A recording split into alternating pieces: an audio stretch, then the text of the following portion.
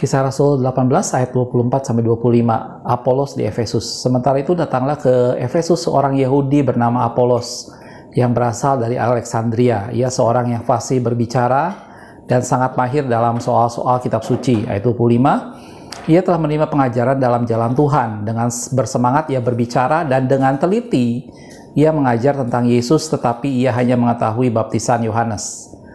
Oke, shalom, selamat malam. Ayat yang harus kita baca adalah tentang satu pribadi, yaitu Apolos, yang mungkin Anda dan saya sering mendengar tokoh pribadi, yaitu Apolos ini, gitu ya. Nah, pada video ini saya ingin kita melihat sedikit tentang Apolos ini secara lebih mendetil, gitu ya. Sebelum kita masuk ke ayat yang tadi kita bicarakan bagaimana Apolos ini adalah seorang yang fasih berbicara dan dia adalah seorang Yahudi yang datang dari Alexandria. Mungkin kita mau lihat dulu apa sih namanya background sebelumnya. Jadi pada waktu itu Paulus dalam perjalanan yang kedua dia sampai di kota Korintus. Di kota Korintus itu Paulus tinggal di sana selama 1 tahun 6 bulan dan dia berkenalan dengan seorang pasangan suami istri, yaitu Priscilla dan Aquila, gitu ya. Dan bersama-sama dengan mereka akhirnya Paulus bekerja sebagai pembuat tenda. Gitu. Kemudian pada waktu itu Paulus berencana untuk berangkat ke Efesus dan kemudian Priscilla dan Aquila itu ikut bersama-sama dengan Paulus ke Efesus. Setelah sampai di Efesus, kemudian Paulus melanjutkan perjalanannya ke Antioquia, sementara Priscilla dan Aquila ini ditinggal di Efesus. Dan kemudian sampailah pada ayat yang tadi, bagaimana pada waktu di Efesus, itu datang seorang Yahudi yang berasal dari Alexandria.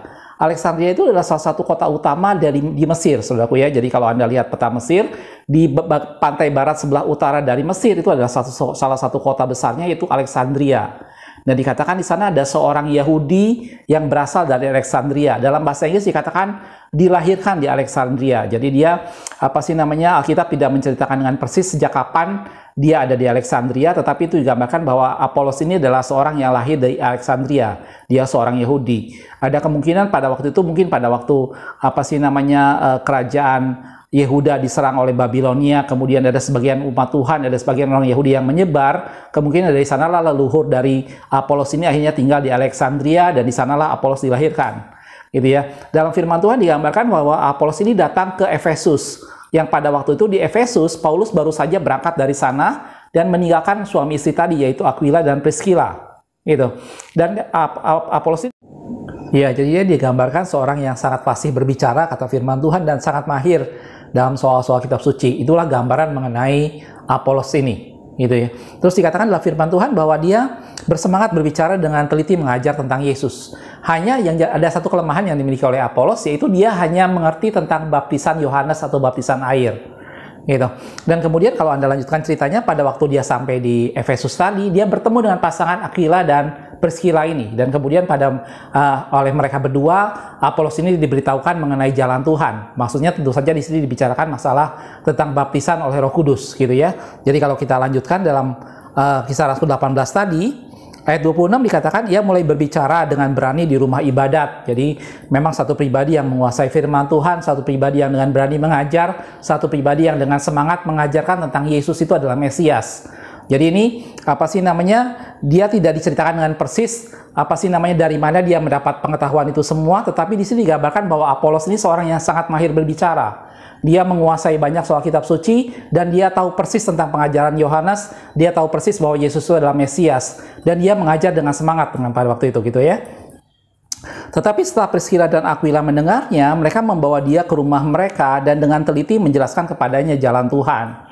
Dan tadi saya sudah bilang bahwa Apolos ini mengalami ada satu masalah bahwa dia tidak tahu menahu mengenai baptisan Roh Kudus, dia hanya tahu mengenai baptisan Yohanes atau baptisan air. Dan kemudian Aquila dan Priscilla yang menjelaskan kepadanya tentang apa itu baptisan Roh Kudus, gitu ya. Dan kemudian setelah di Efesus kemudian dikatakan karena Apolos ingin menyeberang ke Akaya, saudara-saudara di Efesus mengirim surat kepada murid-murid di situ, gitu ya, supaya mereka menyambut dia. Setibanya di Akaya, maka dia oleh kasih karunia Allah menjadi seorang yang sangat berguna bagi orang-orang percaya. Jadi kalau Anda perhatikan peta perjalanan Paulus yang kedua, Akaya itu adalah bagian dari Yunani sebelah selatan. Jadi Yunani dibagi dua, sebelah utara itu adalah Makedonia, sebelah selatannya adalah Akaya. Nah, di sana ada kota di Akaya itu ada dua kota yang terkenal, yaitu Athena dan Korintus. gitu ya. Jadi tadi saya sudah jelaskan bahwa sebelumnya Paulus ke Korintus dulu, dia tinggal di sana beberapa lama bertemu dengan Aquila dan Priscilla. Dan pada saat dia ke Efesus, Aquila dan Priscilla ikut, kemudian Paulus melanjutkan ke Antioquia. Aquila dan Priscilla tinggal di Efesus, dan pada waktu dia bertemu Apolos di sana, Apolos ingin berencana untuk menyeberang ke Akaya, yaitu ke kota Korintus, gitu ya. Karena itu nama Apolos ini akan sangat banyak sekali kita temui dalam kitab Korintus, karena dia memang banyak mengajar firman Tuhan di Korintus, gitu ya. Tapi tentunya waktu di Efesus, Apolos sudah dapat pengetahuan dari Aquila dan Priscilla mengenai jalan Tuhan, gitu ya. Dan dikatakan Aquila dan Priscilla mengirim surat pada jemaat Tuhan yang di Korintus supaya menyambut Apolos tadi, gitu ya. Dan dia menjadi seorang yang sangat berguna bagi orang-orang percaya. Ayat 28 dikatakan, sebab dengan tak jemu-jemunya ia membantah orang-orang Yahudi di muka umum dan membuktikan dari kitab suci bahwa Yesus adalah Mesias. Gitu ya. Nah, di sini kita melihat satu pribadi yang punya pengetahuan yang banyak tentang firman Tuhan, dan dia punya kemampuan bicara yang fasih, dan dia dengan semangat mengajarkan semuanya. Gitu ya. Satu pribadi yang mungkin kalau kita perhatikan dalam gereja mula-mula, rasul-rasul biasanya berasal dari Yerusalem atau dari Israel pada umumnya. Tetapi yang satu hal yang menarik dari Apolos ini, justru dia datang dari Mesir, gitu ya. Pada zaman itu atau dari sejarah orang Yahudi sebelumnya, Mesir selalu dipandang sebagai sesuatu hal yang tidak baik, sebagai sesuatu hal yang buruk, karena umat Tuhan pernah punya pengalaman yang buruk dengan Mesir, gitu ya. Tetapi justru dari Mesir inilah Apolos datang, dan dia digambarkan sebagai seorang yang fasih berbicara, yang menguasai banyak soal firman Tuhan, gitu ya. Dan pada waktu di Efesus dia dengan semangat, dan akhirnya Aquila dan Priscilla menjelaskan semuanya tentang jalan Tuhan. Maka kemudian Apolos ini melanjutkan perjalanannya ke Akaya, dalam hal ini ke kota Korintus, gitu ya. Nah, itu selewat mengenai asal mula dari Apolos ini. Di sanalah nama Apolos pertama kali dimunculkan, gitu ya. Dan setelah dia sampai di Efesus, kemudian waktu itu Paulus sudah ke Antioquia, dan kemudian dia melanjutkan perjalanan lagi sampai akhirnya pada satu ketika akhirnya ada pertemuan antara Apolos dengan Paulus pada waktu itu, gitu ya. Dan kalau kita perhatikan dalam 1 Korintus 3 ayat 4 sampai 6 dikatakan seperti ini, karena jika ada seorang berkata aku dari golongan Paulus, yang lain berkata aku dari golongan Apolos, bukankah hal itu menunjukkan bahwa kamu manusia duniawi yang bukan rohani? Jadi apakah Apolos, apakah Paulus? Pelayan-pelayan Tuhan yang olehnya kamu menjadi percaya, masing-masing menurut jalan yang diberikan Tuhan kepadanya. Gitu ya. Dan dilanjutkan di sana, aku menanam, Apolos menyiram, tetapi Tuhan yang memberi pertumbuhan. Gitu ya. Di sini digambarkan bahwa sebelumnya Paulus sudah meletakkan dasar terlebih dahulu di Korintus, kemudian Apolos yang sudah dari Efesus tadi datang ke Akaya, ke kota Korintus, dan di sana digambarkan Paulus menggambarkan bahwa Apolos itu yang menyiraminya, gitu ya. Sehingga pada waktu itu ada satu pengaruh yang besar di kota Korintus, bagaimana orang-orang waktu itu menjadi terpolarisasi. Ada yang menganggap bahwa saya golongan Paulus, ada yang menganggap bahwa saya golongan Apolos. Itu menunjukkan bahwa Apolos memberikan pengaruh besar. Apolos memberikan satu pengajaran, memberikan sesuatu yang membuat orang-orang di Korintus banyak terpengaruh besar di sana, gitu ya. Dan di sana Paulus mencoba menetralisir kondisi ini, bahwa siapakah Paulus, siapakah Apolos, kita semua pelayan Tuhan, gitu ya. Paulus bisa yang dikatakan yang menanam, Apolos yang menyiraminya. Di sini Paulus menggambarkan bahwa Apolos sama sekali bukan satu pribadi yang mengganggu pelayanannya dia, tetapi Apolos digambarkan sebagai satu pribadi yang membantu, yang meneguhkan apa yang sudah Paulus sampaikan, gitu ya. Walaupun Paulus tidak tahu menahu dia datang dari Mesir, tetapi itu digambarkan sebagai satu pribadi yang mengetahui jalan Tuhan, yang fasih berbicara, yang menguasai soal-soal kitab suci, yang bersemangat mengajarkan jalan Tuhan dan membuktikan bahwa Yesus adalah Mesias. Gitu ya. Di sini Paulus melihat bahwa Apolos sebagai satu rekan kerja. Apolos tidak menjadi sesuatu hambatan bagi Paulus, tetapi justru dari sini digambarkan bahwa Apolos menjadi seperti kayak partner, gitu ya. Saya mungkin bisa membayangkan bahwa pada masa itu mungkin Paulus yang kita anggap sebagai satu pribadi yang paling menonjol dengan hal pengetahuannya, dengan kemampuan dia menjelaskan, dengan pengetahuan dia banyak tentang firman Tuhan. Mungkin kita pikir tidak ada tandingannya selain yang bisa ditandingkan dengan Paulus, gitu ya. Tetapi dalam kondisi ini di Korintus tadi, itu dalam satu kondisi bahwa Apolos ini menjadi lawan tanding Paulus yang mungkin seimbang dalam hal pengetahuan, dalam hal kefasihan dia berbicara, menjelaskan soal firman Tuhan. Tetapi itu tidak membuat Paulus merasa insecure, tetapi itu malah membuat Paulus melihat bahwa Apolos ini satu pribadi yang sangat membantu dia. gitu ya. Dan kalau kita lanjutkan, kejadian polarisasi yang terjadi di Korintus itu sempat membuat Apolos cukup kecewa, sehingga akhirnya Apolos melanjutkan perjalanannya. Bahkan dalam salah satu surat Paulus kepada Titus, dia menjelaskan bahwa Apolos supaya Titus membantu Apolos dalam perjalanan dia selanjutnya, gitu ya. Kalau kita perhatikan dalam Titus 3 ayat 13 dikatakan, tolonglah sebaik-baiknya Senas, ahli Taurat, dan Apolos dalam perjalanan mereka agar jangan kekurangan sesuatu apa, gitu ya. Jadi Paulus tahu bahwa Apolos akhirnya melanjutkan perjalanan ada yang bilang itu ke Pulau Kreta, gitu ya. Cuman dari sini saya ingin kita melihat bahwa Korintus menjadi satu tempat di mana Apolos mengajar. Korintus menjadi satu tempat di mana seorang yang pandai berbicara dan menguasai banyak firman Tuhan, dan dia melakukan sesuatu banyak pengaruh di Korintus, gitu ya. Dan ini menjadi sesuatu hal yang penting, karena kalau kita perhatikan dalam ayat yang lain di Korintus, gitu ya, dalam 1 Korintus 4 ayat yang ke-6 dikatakan, saudara-saudaraku, kata-kata ini aku kenakan pada diriku sendiri dan pada Apolos. Ini kata Paulus. Karena kamu, supaya dari teladan kami, kamu belajar apakah arti ungkapan jangan melampaui apa yang tertulis, supaya jangan ada di antara kamu yang menyombongkan diri dengan jalan mengutamakan yang satu daripada yang lain, gitu ya. Jadi dari sini Paulus mencoba menggambarkan seakan-akan waktu itu Korintus ada dalam dua pengajaran yang sangat besar. Yang pertama adalah pengajaran dari Paulus, dan yang kedua adalah pengajaran dari Apolos. Sehingga timbul kesan pada waktu itu bahwa orang-orang di Korintus terpolarisasi, terbagi menjadi dua golongan. Aku golongan Paulus, aku golongan Apolos, gitu ya. Dan Paulus mencoba menjelaskan pada Apolos bahwa ini aku terapkan pada diriku sendiri dan pada Apolos, bahwa kita tidak boleh mengutamakan salah satu dan tidak boleh mengurangkan yang lain, gitu ya. Paulus dalam hal ini berbicara soal jalan Tuhan, soal pekerjaan Roh Kudus. Karena itu kenapa kalau kita baca kitab Korintus, Paulus paling banyak menulis mengenai karunia-karunia roh. Karena itu yang tidak diajarkan oleh Apolos, gitu ya. Apolos mengerti banyak soal kitab suci, Apolos mengerti tentang Yesus adalah Mesias, tetapi pemahaman Apolos terbatas pada sampai baptisan Yohanes, gitu ya. Baru setelah Aquila dan Priscilla menjelaskannya, Apolos baru mengerti tentang jalan Tuhan, dalam hal ini pekerjaan Roh Kudus.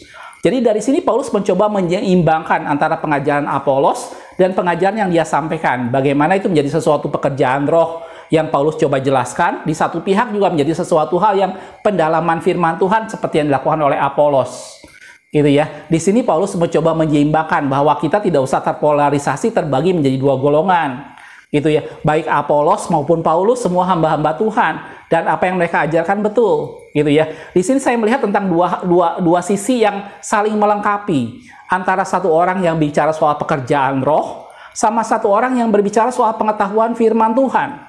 Apolos di sana bicara sebagai seorang pribadi yang menguasai soal-soal firman Tuhan, yang bisa bersoal jawab dengan penuh semangat tentang Yesus itu Mesias, gitu ya. Dan dia sangat mahir dalam berbicara, gitu ya. Tetapi dia tidak punya pengetahuan yang cukup kecuali baptisan Yohanes, gitu ya. Dan itu dibantu oleh Aquila dan Priscilla tadi, sehingga akhirnya Apolos tahu tentang jalan Tuhan, tentang baptisan Roh Kudus dan segala macamnya. Sementara di satu pihak Paulus mencoba menggambarkan tentang karunia-karunia roh, gitu ya. Jadi Anda bisa tangkap maksud saya, saudaraku ya. Jadi dalam hal ini Korintus ada dalam dua ajaran penuh, yaitu satu ajaran pekerjaan roh, satu ajaran yang disampaikan oleh Apolos tentang hal pengetahuan firman Tuhan, gitu ya. Dan dari sini Paulus mencoba menjembatani bahwa dua-duanya itu penting. Dikatakan, aku yang menanam, Apolos yang menyiram, tetapi Tuhanlah yang memberi pertumbuhan. Dan Paulus katakan, aku menerapkan itu pada diriku dan juga pada Apolos, bahwa kita tidak boleh mementingkan yang satu daripada yang lain, tidak boleh mengutamakan yang satu dari yang lain. Jangan melampaui apa yang tertulis. Tidak usah memberi penekanan yang berlebih-lebihan pada pekerjaan roh, tidak usah memberi penekanan yang berlebih-lebihan pada pengetahuan firman Tuhan. Dua-duanya perlu dan dua-duanya saling melengkapi. Dan itu yang Paulus tekankan pada jemaat Tuhan di Korintus, gitu ya. Dan kembali pada cerita Apolos tadi, kemudian Apolos berjalan dan meninggalkan kota Korintus tadi, dan Paulus sempat memberi pesan pada Titus supaya membantu Apolos di perjalanannya dia, gitu ya. Dan kalau kita perhatikan di ayat-ayat terakhir dalam Korintus dikatakan 1 Korintus 16 ayat 12 tentang saudara kita Apolos, aku telah berulang-ulang mendesaknya untuk bersama-sama dengan saudara-saudara lain mengunjungi kamu. Jadi ini dalam satu kondisi Paulus sempat ngomong pada Apolos supaya datang lagi ke Korintus, gitu ya. Tetapi ia sama sekali tidak mau datang sekarang, ya. Jadi ini seakan-akan orang banyak menggambarkan itu kondisi di mana Apolos kecewa. Apolos menyayangkan kenapa orang Korintus menjadi terpolarisasi, gitu ya. Dan Paulus mencoba mendesak Apolos supaya tetap datang ke Korintus, gitu ya. Terus dia bilang kalau ada kesempatan baik nanti ia akan datang. Dan saudaraku, di sini saya melihat tentang dua tokoh dalam firman Tuhan yang tokoh penting, yaitu Paulus dan Apolos tadi, gitu ya. Apolos memang bukan berasal dari Israel atau Yerusalem seperti rasul-rasul besar sebelumnya. Dia tidak tahu entah dari mana, dia malah datang dari Mesir, dari Alexandria. Seorang penginjil, seorang pemberita firman Tuhan yang menguasai banyak firman Tuhan dan mahir berbicara. Dia datang malah dari Mesir, gitu ya, dari Alexandria, gitu.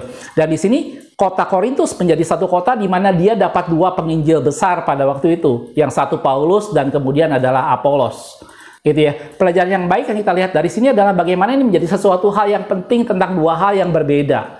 Gitu ya. Kalau kita perhatikan sekarang dalam kehidupan kita umat Tuhan, biasanya perbedaan yang menyolok antara dua hamba Tuhan atau beberapa orang yang berbicara biasanya itu berhubungan yang satu mementingkan pekerjaan roh, gitu ya, seakan-akan semuanya berdasarkan pada pekerjaan roh, semuanya bicara soal Roh Kudus dan segala macam. Sementara di satu pihak ada yang sama sekali anti dengan pekerjaan roh, yang lebih mementingkan hal-hal yang sifatnya pengetahuan firman Tuhan, gitu ya.